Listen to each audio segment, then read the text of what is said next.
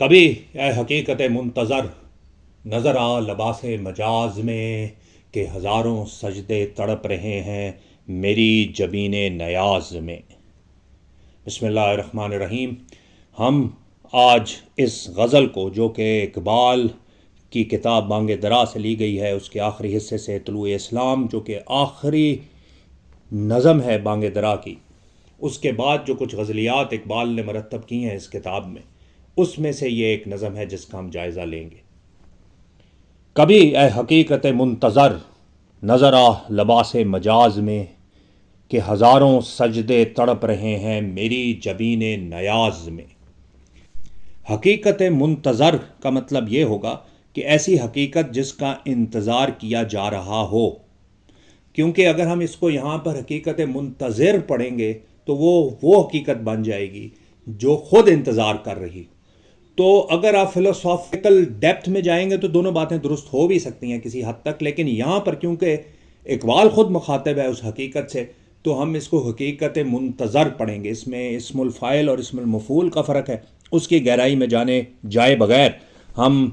یہ دیکھتے ہیں کہ اقبال کا مطلب کیا ہے کہ کبھی اے حقیقت منتظر نظر آ لباس مجاز میں۔ یہ وہی ریکویسٹ ہے جو سورہ اعراف میں موسیٰ علیہ السلام نے کوہ طور پر اللہ سبحانہ و تعالیٰ سے کی تھی کہ قالا رب ارنی انظر علیک۔ اس نے کہا کہ اے میرے رب میں تجھے دیکھنا چاہتا ہوں، I want to see you with my eyes, I want to see you. تو آگے سے جواب آیا قالا لن ترانی، he said you can not see me. تو اقبال بھی بیسکلی اسی شوق میں، اسی ذوق میں اللہ سبحانہ و تعالیٰ سے مخاطب ہے کہ کبھی اے حقیقت منتظر نظر آ لباس مجاز میں کہ ہزاروں سجدے تڑپ رہے ہیں میری جبین نیاز میں۔ کہ اللہ سبحانہ و تعالیٰ ہم تو تجھے اپنی جو سینسز آف اپریسیشن ہیں، نہ ہم تجھے ٹچ کر سکتے ہیں، نہ تجھے فیل کر سکتے ہیں، نہ دیکھ سکتے ہیں تجھے، نہ سن سکتے ہیں، تو ہمارے سامنے کبھی مجاز کی فارم میں آؤ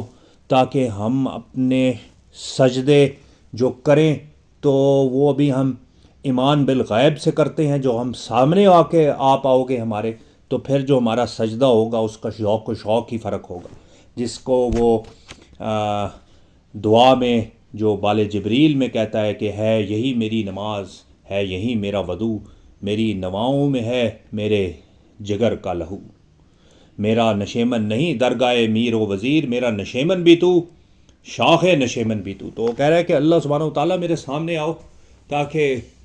میں پھر جو سجدہ کروں وہ علم الغیب کی بیسس پہ نہ کروں بلکہ علم الیقین کی بیسس پہ کروں۔ طرب آشنائے خروش ہو تو نوا ہے محرم گوش ہو۔ طرب کا مطلب خوشی، ایکسائٹمنٹ، آشنائے خروش یعنی کہ خروش کا مطلب ہوگا شور اور شرابہ، آشنائے خروش یعنی ایسی خوشی جو کہ شور شرابے کے ساتھ منائی جائے۔ طرب آشنائے خروش ہو یعنی کہ ایسی خوشی بن جاؤ جو ہم منا سکیں، جو ہمارے سامنے آئے، جو ہڈن نہ ہو ہماری آنکھوں سے۔ تو نوا ہے محرم گوش ہو، یو آر اے ساؤنڈ، اللہ سبحانہ و تعالیٰ تو ہماری کانوں میں پہنچ کسی طرح، جس طرح ہم اور بہت سی آوازوں سے لطف اندوز ہوتے ہیں، اس طرح ہم آپ کی آواز سے بھی لطف اندوز ہونا چاہتے ہیں۔ یہ مطلب ہے وہ سرود کیا کہ چھپا ہوا ہو، وہ ساؤنڈ کیسی ساؤنڈ ہے، وہ ساؤنڈ کیسی ساؤنڈ ہوگی جو کہ چھپا ہوا ہو سکوت پردہ ساز میں، یعنی وہ جو پردے کے پیچھے ہے ساؤنڈ، اس کا کیا فائدہ؟ اس فائدہ تو تب ہے جب وہ ہمارے کانوں تک پہنچے۔ اب وہ ڈائریکشن آف کلام اللہ سبحانہ و تعالیٰ کے ہاں سے اٹھا کر مسلمانوں کی طرف لائے گا اور ان کو جھنجھوڑنے کی کوشش کرے گا، جو کہ اقبال کا خاصہ ہے، جو وہ ہمیشہ کرتا ہے، اور پھر وہ ایک کویشچن چھوڑ کے جائے گا آپ کے لیے اینڈ میں، آپ کو سوچنے کے لیے، تاکہ آپ کی مینٹل ایکسرسائز کرائے، آپ کو فلسافیکل ایکسرسائز کرائے۔ آپ کا جو یہ اللہ سبحانہ و تعالیٰ نے اتنا ہیوی کمپیوٹر آپ کے دماغ میں فکس کیا ہے، اس کو کسی طرح سے وہ ویک اپ کرے اور بانگ درا دے۔ بیسیکلی وہی بانگ درا جو کہ قافلوں کے لیے دی جاتی ہے، وہ بیسیکلی آپ کو دینا چاہتا ہے کہ آپ اپنے دماغ کو کھولیں، اپنے دل کو کھولیں اور اس دنیا کی اصل حقیقت تک پہنچیں، نہ کہ اس دنیا میں ایک مشین کی طرح زندگی گزاریں۔ تو بچا بچا کے نہ رکھ سے، تیرا آئینہ ہے وہ آئینہ کہ شکستہ ہو تو عزیز تر ہے نگاہ آئینہ ساز میں۔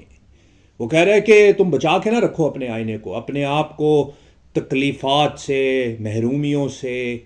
اور اس دنیا کی اپس اینڈ ڈاؤن سے تم یہ نہ سمجھو کہ یہ تمہارے لیے کوئی مصیبت ہے، بلکہ تمہارا آئینہ جتنا شکستہ تر ہوگا، جتنا ٹوٹے گا، جتنا پرانا ہوگا، اتنا ہی اللہ سبحانہ و تعالیٰ کو وہ مقبول ہوگا۔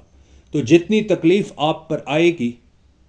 اتنا ہی وہ آپ کو اسٹرانگ کرے گی۔ جس طرح انگلش کا ایڈیم ہے کہ the strongest of the steel passes through the hottest of the fires, یا جس کو ہم یہ بھی کہتے ہیں کہ when the going gets tough the tough gets going. تو وہ اقبال سمجھانے کی کوشش کر رہا ہے کہ تم اپنے آئینے کو بچا کے نہ رکھو اس دنیا کی تکلیفات سے، محرومیوں سے، اس دنیا کے اپس اینڈ ڈاؤن سے،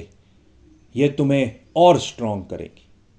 دم طواف کرم کے شمع نے کہا کہ وہ عصر کہن، نہ تیری حکایت سوز میں نہ میری حدیث گداز میں۔ یعنی دم طواف کے دوران، یعنی وہ جو پتنگا شمع کے ارد گرد طواف کر رہا ہوتا ہے،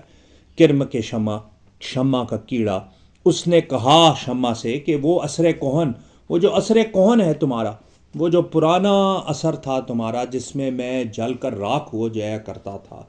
وہ اب میسر نہیں۔ نہ تیری حکایت سوز میں، نہ تمہارے جلنے میں وہ مزہ ہے اب باقی، نہ میری حدیث گداز میں، نہ مجھے پگھلنے میں تمہارے اندر وہ مزہ آ رہا ہے۔ کیا وجہ ہے اس سارے سینیریو کا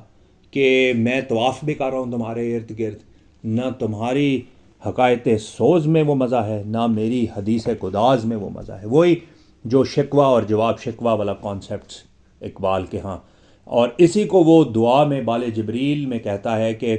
پھر وہ شراب کہن مجھ کو عطا کہ میں، یعنی وہی شراب کہن مجھ کو عطا کہ میں ڈھونڈ رہا ہوں اسے توڑ کے جام و سبو، تیری خدائی سے ہے میرے جنوں کو گلا، اپنے لیے لامکاں میرے لیے چار سو، فلسفہ و شعر کی اور حقیقت ہے کیا، حرف تمنا جسے کہہ نہ سکیں رو برو۔ یہی بات وہ یہاں کر رہا ہے کہ اللہ سبحانہ و تعالیٰ، کوئی تو مسئلہ ہے، ہمارے ساتھ ہی ہوگا مسئلہ کہ ہمارے اندر وہ حدیث گداز ہے ہی نہیں، اور آگ تو اور آپ کا شمع تو روز ازل سے روشن ہے، تو کیا وجہ ہے کہ ہم جو ہیں اب وہ پگھلنے کی صلاحیت ہی بھول بیٹھے ہیں، بس طواف کری جا رہے ہیں، اور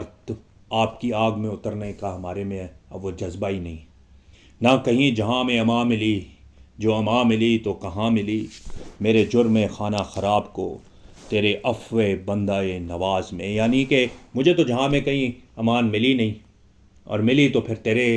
در پر ہی ملی۔ دنیا میں انسان جو بھی کچھ کرے، اچھا کرے برا کرے، تو اس کو پتہ ہے کہ اگر وہ ایمان رکھتا ہے تو جانا پھر اللہ سبحانہ و تعالیٰ کی بارگاہ میں ہی ہے، اور وہاں سے ہی اس کی معافی تلافی ہونی ہے۔ تو وہ ایاک نعبد و ایاک نستعین والا ہی کانسیپٹ، نہ وہ عشق میں رہیں گرمیاں، نہ وہ حسن میں رہیں شوخیاں، یہ وہی والا جو ہم نے اس سے پچھلے شعر میں دیکھا تھا کہ دم طواف کرم کے شمع نے کہا کہ وہ عصر کہن۔ تو وہ کہہ رہے ہیں کہ نہ وہ عشق میں رہیں گرمیاں، نہ وہ عشق میں ہماری گرمیاں باقی ہیں، نہ وہ حسن میں رہیں شوخیاں۔ وہی شاید آپ بھی ہم سے تھوڑا سا روٹ گئے ہو یا ہم سے ناراض ہو گئے ہو کہ ہماری طرف اس طرح کی توجہ نہیں ہے، نہ وہ غزنوی میں تڑپ رہی، نہ وہ خم ہے زلف ایاز میں۔ یہ غزنوی اور ایاز کا جو تعلق ہے آتا ہے کہ بڑا مشہور غلام تھا اس کا، بڑا اس سے وہ پیار کرتا تھا، اس کو اس نے گورنرشپ بھی دی پنجاب کی، غزنوی نے، محمود غزنوی نے، لیکن تھا وہ اس کا غلام ہی۔ تو وہ اقبال کے ہاں ویسے غزنوی اور ایاز کا جو تعلق ہے وہ ہمیشہ ماسٹری اور سلیوری کا تعلق ہی آیا ہے، اور وہ پازیٹیو ایٹریبیوٹس میں اقبال اس کو استعمال نہیں کرتا اکثر، لیکن یہاں پہ وہ صرف یہ بتانا چاہ رہا ہے کہ وہ اب نہ غزنوی میں وہ تڑپ ہے، نہ وہ خم ہے زلف ایاز میں، یعنی کہ نہ وہ ایاز میں کوئی ایسی سلیوری کی اچھائی باقی رہ گئی ہے کہ جس سے محمود اس کے ساتھ خوش ہو۔ جو میں سر بسجدہ ہوا کبھی تو زمین سے آنے لگی صدا، تیرا دل تو ہے صنم آشنا، تجھے کیا ملے گا نماز میں۔ یعنی کہ میں ویسے تو کبھی سر سجدہ ہوتا نہیں، اس کا مطلب اس میں جو امپلائیڈ میننگ ہے وہ یہ ہوگا جو میں سر بسجدہ ہوا، جب کبھی ہوا، جب کبھی ٹائم ملا مجھے، تو میں پھر جب سجدے میں گیا تو زمین سے پھر آنے لگی صدا کہ تیرا دل تو ہے ثنا ماشنا، دل میں تو نے بت چھپائے ہوئے ہیں، دل میں تیرے لات ہے منات ہے، تو تیرا دل کا حرم ابھی تک خالی نہیں، اس کو اسی طرح خالی کرو جس طرح اللہ کے رسول صلی اللہ علیہ وآلہ وسلم نے حرم کو، اصلی حرم کو یعنی بیت اللہ کو خالی کیا تھا۔ تو پھر تمہیں معلوم ہوگا کہ اصل میں نماز کس چیز کا نام ہے، پھر تمہیں معلوم ہوگا جو اللہ کے رسول صلی اللہ علیہ وآلہ وسلم نے فرمایا کہ نماز مومن کی معراج ہے۔ تو سب سے پہلے اپنے دل کے بتوں کو خالی کرو، اور پھر جب تم سجدہ کرو گے اللہ سبحانہ و تعالیٰ کی ذات کو، پھر تمہیں نماز کی تاثیر معلوم ہوگی۔ یہ ہوا اس کا مطلب، اور یہ ہے پیغام اقبال کا۔ Thank you very much. اللہم صلی وسلم وبارک علی نبینا محمد۔